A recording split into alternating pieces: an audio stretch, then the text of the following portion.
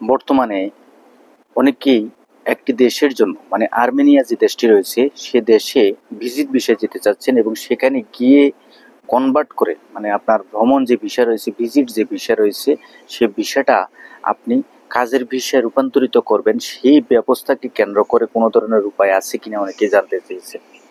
দেখেন, আপনি যদি বাংলাদেশে থেকে থাকেন বা অন্যান্য যে কোনো দেশ থেকে আপনি আর্মেনিয়া দেশটিতে আপনি যেতে চান, তবে সেক্ষেত্রে আপনাকে একটি বিষয় লক্ষ্য রাখতে হবে। আপনি যদি দেখেন কাজের ভিসার ক্ষেত্রে সেটা হচ্ছে সম্পূর্ণ আলাদা বিষয়, আর ভিজিট ভিসা বা ভ্রমণ ভিসা সেটা হচ্ছে সম্পূর্ণ আলাদা বিষয়।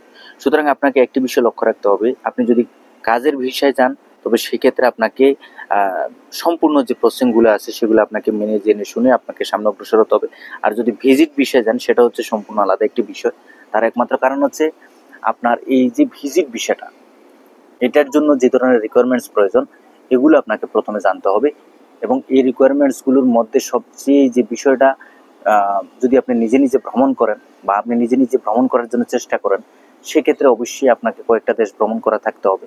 এবং ভ্রমণ করার পরবর্তী পর্যায়ে আপনার যে ভ্রমণ মানে ট্রাভেল হিস্টোরি যেটা বলা হয়, সেটা যদি আপনার পরিপূর্ণ থাকে এবং আপনার ভালো একটা পজিটিভ দিক থাকে, মানে দুই একটা দেশ আপনার ভ্রমণ করা থাকে, তাহলে আপনি আর্মেনিয়া ভিজিট ভিসার জন্য আপনি আবেদন করতে পারবেন।